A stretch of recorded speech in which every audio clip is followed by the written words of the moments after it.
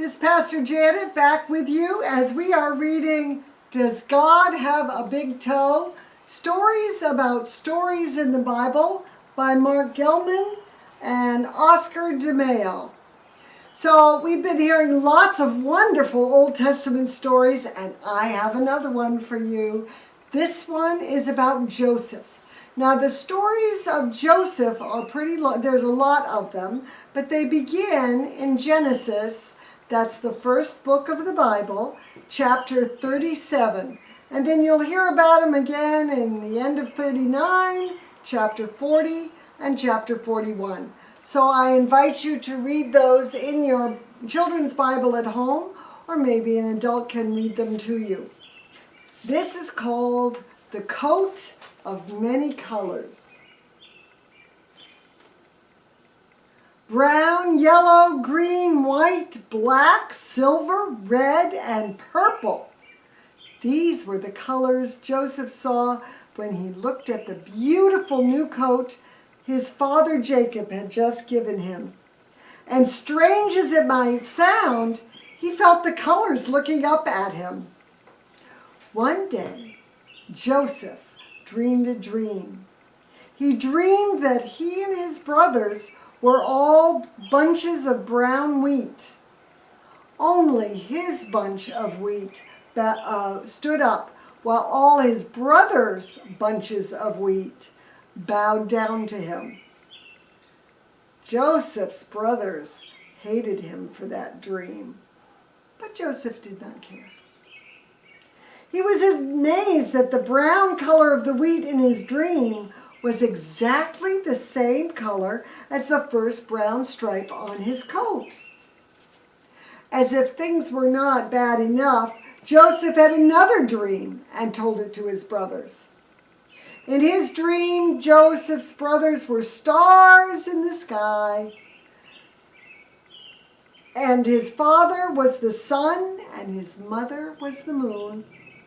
All of them were bowing down to Joseph. After this dream, his brothers hated him so much they left the camp to tend the flocks far, far away from Joseph. Even Jacob and Rachel his parents were not happy to hear his dream. But they loved Joseph so much they could not stay angry at him for very long. And Joseph was amazed that the second stripe on the coat was the same shining yellow as the sun that had bowed down to him in his dream. A few days later, Jacob sent Joseph to check on the flocks and to make up with his brothers. Joseph finally found his brothers tending the flocks on the green hills near his home. Joseph was beginning to be afraid of the coat, because the next two stripes on the coat were green and white, just exactly the colors of the grassy green hills and the white flocks.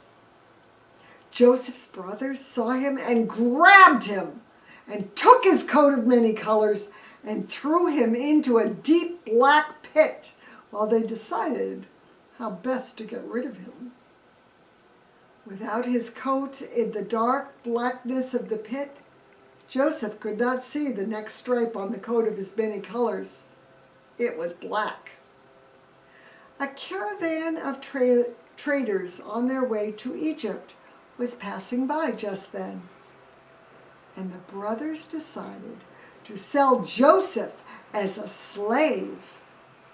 The silver of the 20 coins flashed before Joseph's eyes as he was being pulled from the pit. And no one even noticed the crumpled coat of many colors, whose next stripe was the same silver color as the silver coins. When Joseph was gone, the brothers dipped the coat of many colors into the blood of a goat so that they could lie to their father and say that a wild animal had killed Joseph. They were so happy to get rid of him, they did not even notice that the next stripe on the coat was, you guessed it, red. The brothers returned the coat of many colors with the blood all over it to his father Jacob. He fell to the ground and cried out all of his tears. Then he cleaned the coat, and for many days he held it in his arms just as you would hold a baby. He never believed that story about Joseph being killed by a wild animal. Never. Years later, a great famine hit the land of Israel. There was no food anywhere, and everyone was starving.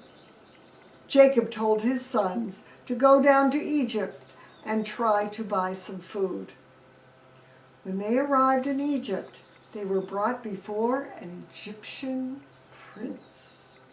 He had a golden crown and a golden sword, and his robe was a deep, beautiful purple, the color of the last stripe on the coat of many colors. What they did not know was that the Egyptian was really Joseph, their brother. Joseph, who had done very well in Egypt, gave his brothers food, but ordered them to return with his younger brother, Benjamin, whom he loved very much. When they returned to Egypt with Benjamin, the Egyptian told him that he was really their brother Joseph.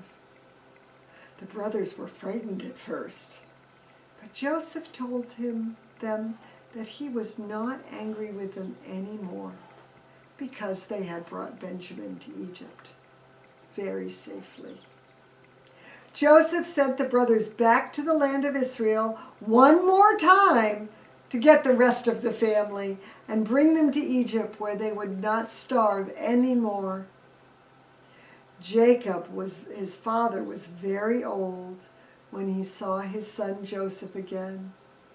Joseph cried, and Jacob cried, and the brothers cried, and even the Egyptians who were watching cried. Then Jacob bent down and took from one of his bags the coat of many colors.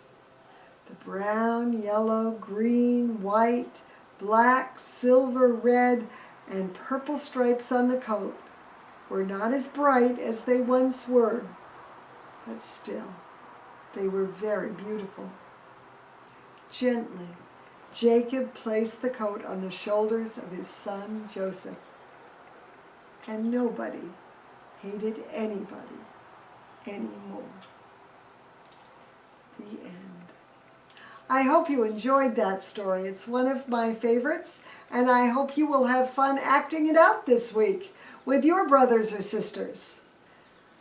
Take care, know that you are loved and missed, and I will see you again next week.